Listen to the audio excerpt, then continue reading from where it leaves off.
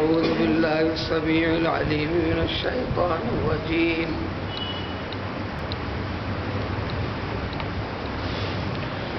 إن الله يأمركم أن تؤدوا الأمانات إلى أهلها وإذا حكمتم بين الناس أن تحكموا بالعدل إن الله نعم ما يعظكم به إن الله كان سميعا بصيرا.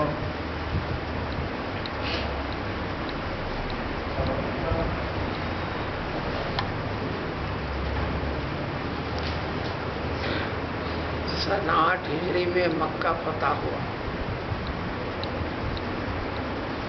پورا مکے کا کنٹرول مسلمانوں نے حاصل کیا. مکے کی مرکزیت یعنی حجاز، پورا وہ شہر، اطراف و اکناف کا علاقہ، مرکزیت خانہ کعبہ تھی.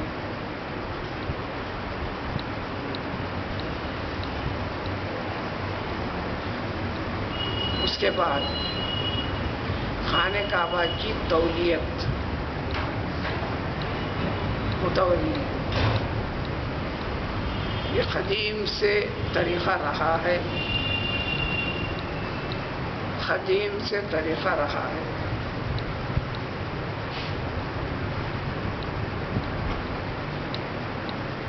تولیت اور مکے سے متعلق خدمت، خانہ کعبہ سے متعلق خدمت، یہ تولیت یہ متولی کے ذمہ ہوا کرتے ہیں.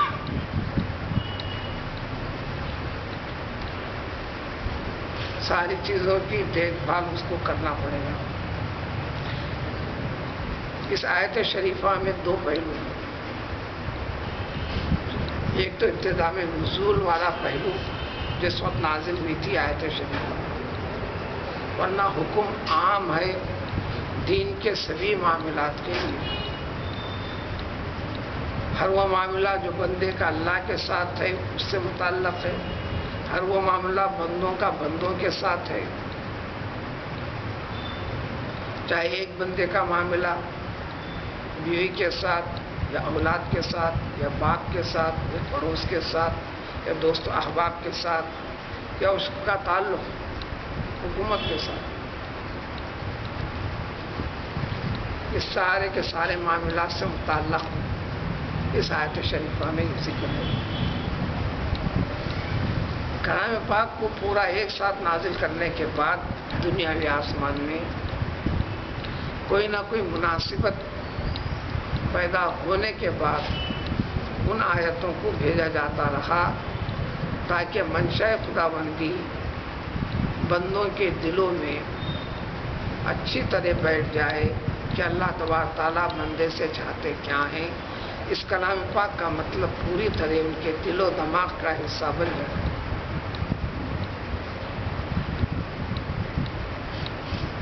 سورہ فرقان میں جو 18 میں شروع ہو کر 19 میں ختم ہوگا،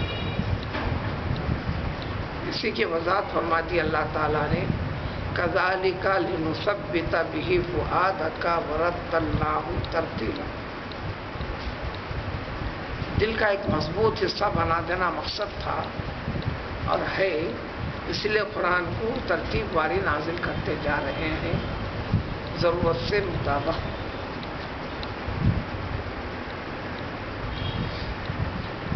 تو مرکز جس طرح کو ایک مملکت دوسری مملکت اپنے قبضے کی تکمیل کا اعلان اس پر جھنڈا چڑھا کر کرتی ہے، قریب قریب یہی پہلو تھا. تو پیغمبر صلی اللہ علیہ وسلم صحابہ کرام رضوان اللہ تعالی علیہ مجمعین کے ساتھ کعبے کے پاس پہنچے. جو سابقہ متولی تھا عثمان بن طلحہ رضی اللہ عنہ، جو مکہ فتح ہونے کے بعد ہی وہ بھی ایمان لائے. اس کعبے کی تولیت مسلسل انہی کے خاندان سے چلے آ رہی تھی.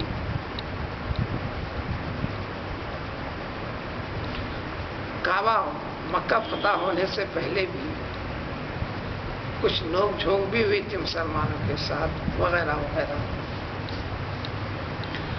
اب مکے کے پاس تشریف لے گئے پیغمبر صلی اللہ علیہ وسلم تو اس نے دروازے کو اوپر لگا کر کعبے کے اوپر چڑھ گئے. پیغمبر صلی اللہ علیہ وسلم پہنچ کر کنجی طلب کی. بہرحال کچھ بحث ہوئی, اس نے کنجی دے دیا. کعبے کا دروازہ کھولے, اندر تشریف لے گئے, ساتھ میں عثمان بن طلحہ کو بھی لے گئے. 2 رکعت نماز ادا فرمائی. اسی وقت یہ آیت شریفہ پیغمبر صلی اللہ علیہ وسلم کے اوپر نازل ہوئی.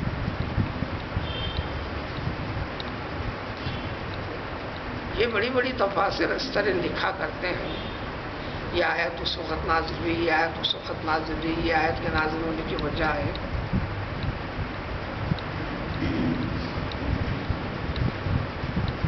جب نازل تو کوئی نہ کوئی وقت تھا, کچھ نہ کوئی وجہ ہوئی تھی, یہ بات حق ہے. اس کے ذکر سے ایک ہی فائدہ ہے, وہ ہے کہ تقدیم تاخیر, کون سا حکم پہلے آیا, کون سا حکم بعد میں آیا. یہ تفسیر کا ایک مستقل فن ہے, مستقل کتابیں ہیں, تعلیمات ہیں. اس کی نہایت ضرورت ہو سکو ضرورت ہے فیصلے کرنے کے لیے, اور نہ صرف ان چیزوں سے دماغ کو خالی رکھ کر صرف ترجمے کے اوپر جڑتے ہوئے چلیں. قرآن کا سب سے بڑا حصہ تو آ جائے گا سمجھ میں, ترجمہ. 20 جگہ آدمی کو ایک دم ٹکرا ہوا دیکھیے گا, یہاں حکم ایسا تھا, یہاں کرنے کا یا نہ کرنے کا حکم. یہ کیا بات ہے, یہ فیصلہ کرنے پائے گا. اس لیے قرآن کا ایک حصہ دوسرے حصے کے ذریعے سے اس کی وضاحت اور تفصیل پیش کی جاتی ہے. اس میں تقدیم اور تاخیر, پہلے کا کیا ہے, بعد کا کیا ہے.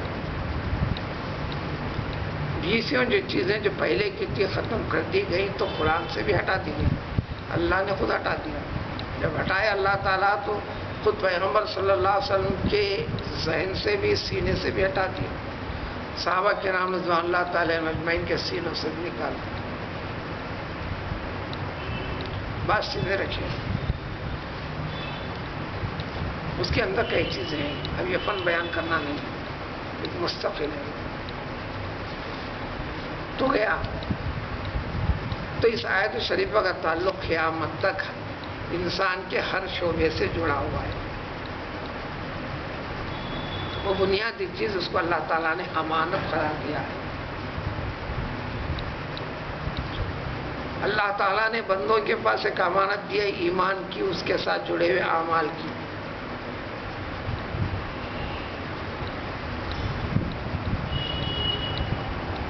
اس نے کہا کہ جس کی امانت ہے اس کو واپس لوٹاؤ. اسی طرح بندوں کے درمیان, بندے اور بندوں کے درمیان میں امانتیں ہیں.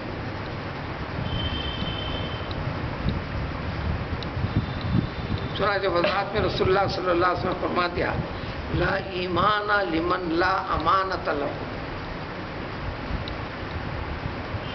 جس کے پاس دیانت داری نہیں ہے وہ ایمان ہی نہیں ہے.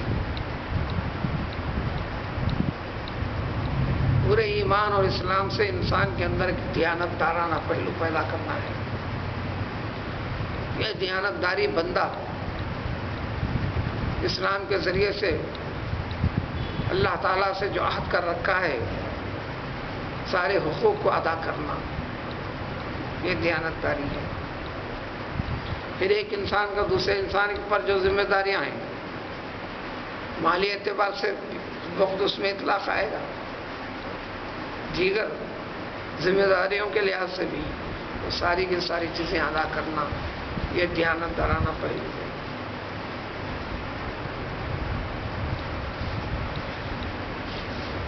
کچھ نظریہ ایسا ہی چل پڑا تھا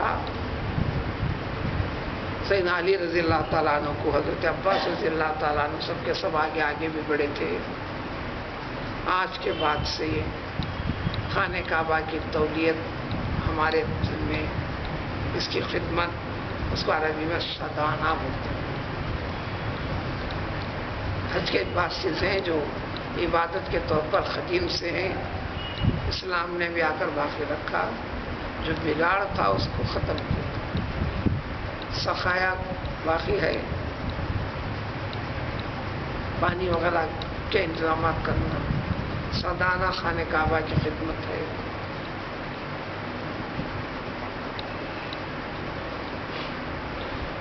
کسی خبر کا متولی بھی ہے، سجادی بھی ہے، خدا بھی ہے، تو عربی میں اس کو یہی بولیں گے سادن. یہ خدمت کرنے والے کو سادن، سین الف دال میں.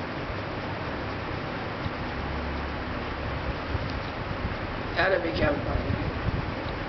کسی بھی چیز کی خدمت سے لگا ہوا ہے، اس کے پاس ذمہ داریاں پوری خدمت کے ہیں.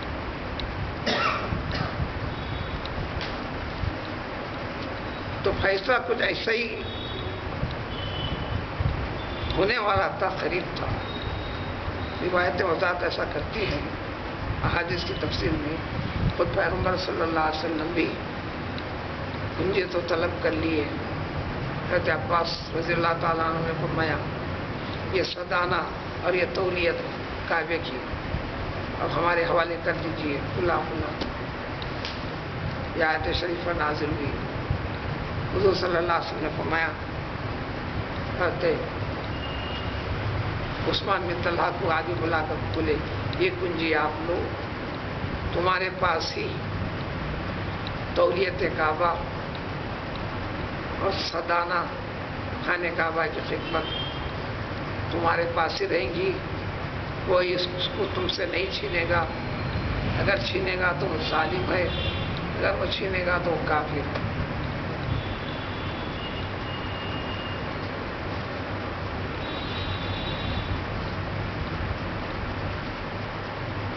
وہ برابر وہی سلسلہ ہے.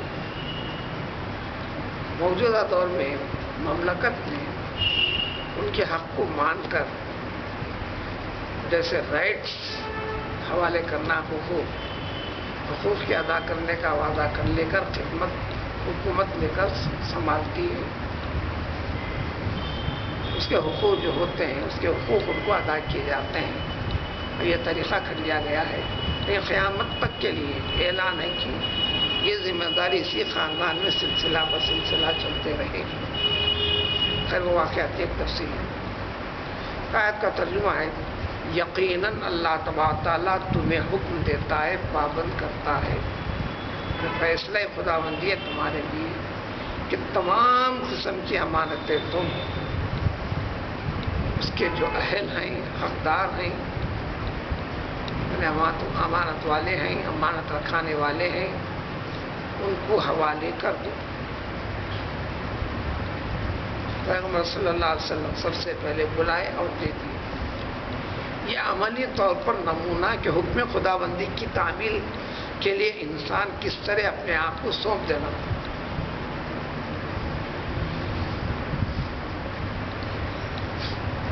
آگے بڑھ کر شد و مت کے ساتھ حضرت علی، حضرت عباس وغیرہ بھی آج سے یہ تولیت کعبہ وغیرہ اپنے پاس منتقل کرنے کی جو سوچ رہے تھے، جب اللہ تعالیٰ کا حکم آ گیا، ساری ضد، سارے خیالات، سارے ارادے سب اچانک آنن پانن ختم کر دیا.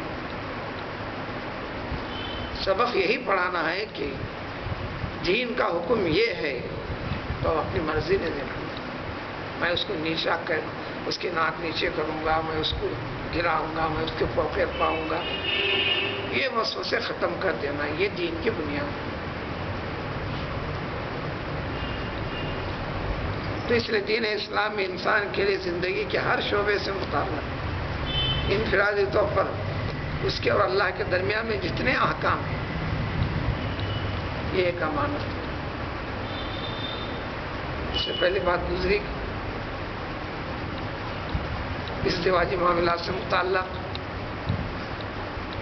کہ اللہ تعالیٰ نے فرمایا اللہ اپنی جانب سے اپنے مرضی سے امانت کے طور پر تمہارے حوالے کر رہا ہے، اس لیے وہ آج سے تمہاری بیوی ہے، تم اس کے شوہر ہو۔ یہ ازدواجی تعلق کو امانت کے لفظ سے قرار دیا گیا۔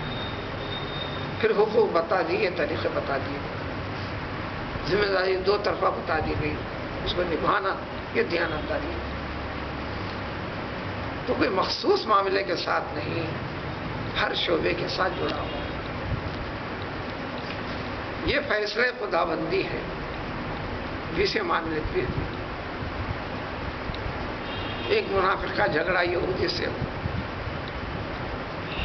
ہمارے سامنے بات واضح ہو کر آئی، لہٰذا ہم بولیں کہ منافق ہے، یہودی تو صاف تھا۔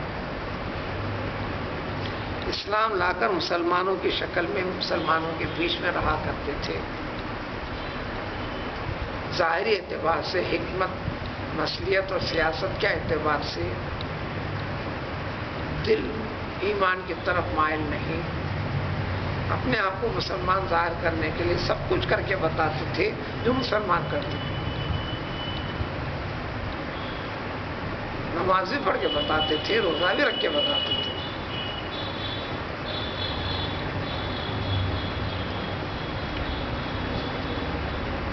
لین دین کے معاملات میں تو اکثر جھگڑے انسان کے اندر ہیں۔ تو ایک منافق کا جھگڑا یہودی سے، یہودی حق پر تھا،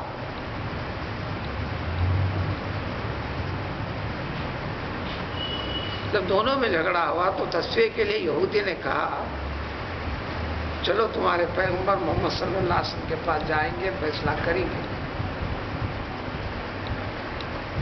چونکہ یہودی مسلمان تو نہیں تھا، اس کو اتنا یقین تھا، سارے یہودی محمد صلی اللہ علیہ وسلم کے رسول حق ہونے پر یقین رکھتے تھے۔ اختلافات و انکار کی دوسری وجوہات ہیں جو دنیاوی اغراض سے جڑے ہوئے تھے۔ اس کو یہ یقین تھا کہ فیصلہ حق ہوگا اور میں حق پر۔ منافق ایمان میں پکا نہیں تھا، اس کو معلوم ہے کہ میرے خلاف فیصلہ ہوگا۔ اس نے کہا کہ کعب بن اشرف کے پاس جائیں گے جو یہودیوں کا سردار ہے۔ بہرحال تو مہینے میں تصفیے کے لیے رسول اللہ صلی اللہ علیہ وسلم کی خدمت میں پہنچے۔ فیصلہ رسول اللہ صلی اللہ علیہ وسلم نے یہودی کے حق میں دیا اور وہ حق پر تھا، اور یہ منافق ماننے کے لیے تیار ہے۔ پھر اس نے کھینچ کر سیدنا عمر فاروق رضی اللہ تعالیٰ عنہ کے پاس لے کر گیا اس کو۔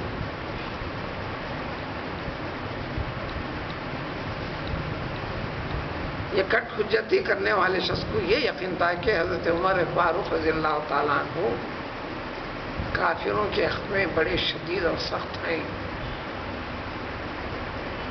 میں مسلمان ہوں یہ پہلو اپنے سامنے رکھیں گے اور اس کے خلاف ایکشن لیں گے، ایسا کچھ خیال کیا۔ وہاں پہنچنے کے بعد یہودی نے پہلے کہا کہ یہ فیصلہ رسول اکرم صلی اللہ علیہ وسلم کے پاس ہو چکا ہے، اب یہ اس کو انکار کرتے ہوئے تمہارے پاس آیا۔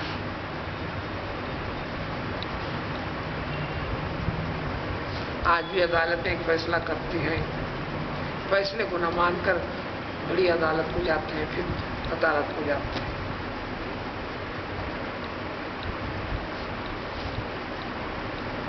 اب یہ ایمان والا مسئلہ تھا۔ جب یہ بات ہو گئی، سیدنا عمر فاروق رضی اللہ تعالیٰ عنہ سنتے فرمائے، چونکہ سب سے بڑی دنیا کی کائنات کی سپریم کورٹ عدالت تھی پیغمبر صلی اللہ علیہ وسلم۔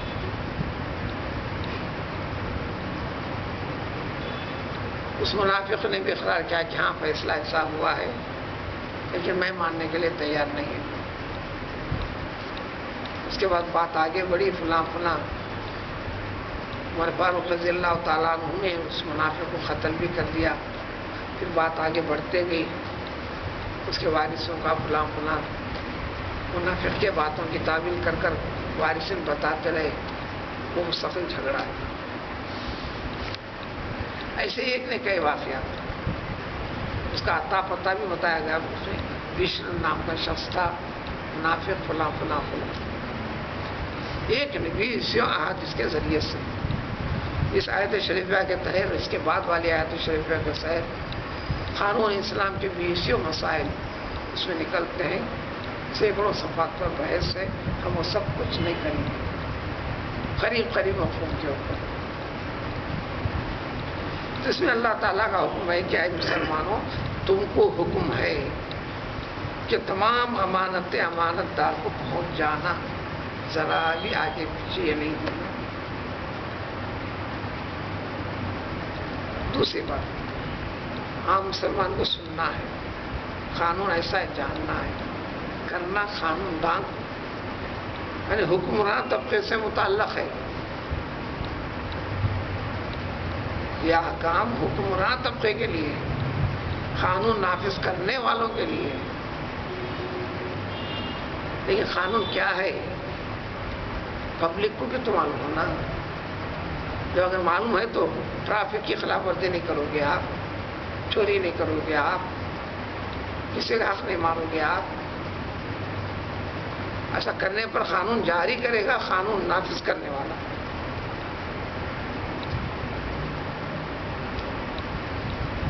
وَإِذَا حَكَمْتُمْ بَيْنَ النَّاسِ، لہذا اگر تم حکم بن کر، جج بن کر فیصلہ کرنے کے لیے بیٹھو لوگوں میں، تصفیے کی بات آ جائے تو تم فیصلہ کرنا عدل کے ساتھ، جانبدارانہ پہلو ہرگز نہیں۔ اسی سورے میں آگے آئے گا، پھر اس سے متصل سورے میں آئے گا۔ یہ فیصلے کے لیے اگر فیصلہ تمہارے خود خلاف پڑتا بھی ہے تو خلاف نہیں کرنا، تمہارے والد اور ماں باپ کے خلاف بھی پڑتا ہے تو ماں باپ ایسا سمجھ کر جانبداری نہیں برتنا، عزیز و اقارب دوست و احباب بھی سمجھ کر جانبداری نہیں برتنا۔ یا ایھا الذین آمنوا کونوا قوامین بالقسط، یہ آیت آئے گی اگلے رکوع میں، چند رکوع کے بعد۔ ان اللہ نعم ما یعظکم بہ، دیکھو اللہ تعالیٰ تمہاری کتنی اچھی نصیحت کر رہے ہیں تمہارے لیے،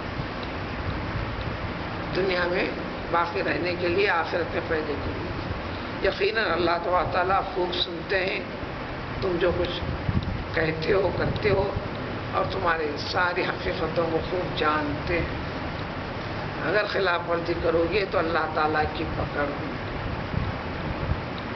دنیا کے اندر بھی اس کے برے نتائج آگے پیچھے نکلیں گے، آخرت میں اللہ کی گرفت سے کوئی بچنے والا نہیں ہے۔ تو ایک عام حکم ہے حکمران طبقے سے، تو پھر عام معاملہ عام آدمی کے ساتھ بھی ہے، انفرادی طور پر ہر انسان ذمہ دار ہے۔ اس لیے حدیث شریف میں کلکم راعٍ وکلکم مسئول، ہر شخص قابل پرسش سوال ہو کر رہے ہیں، ذمہ دار ہے ہر شخص ہر معاملے کے۔ وضو، طہارت، اطاعت، عبادتیں، انفرادی طور پر بندے کے اللہ سے ہر چیز سے متعلق سوال ہے۔ دنیا داروں سے، دنیا داری سے، دنیا والوں سے، عزیز اقارب سے، سارے معاملات ذمہ دار، ساری کی ساری چیزیں یہ ہوں گی۔ جب جب فیصلے کی چیز آئیں گی تو ایک دیانتدارانہ پہلو اختیار کرو۔ یہ پہلو اختیار کرنا یہ منشا خداوندی ہے، اسی کا نام توحید کا تقاضا یہی ہے، ایمان کی تعمیل و تکمیل یہی ہے۔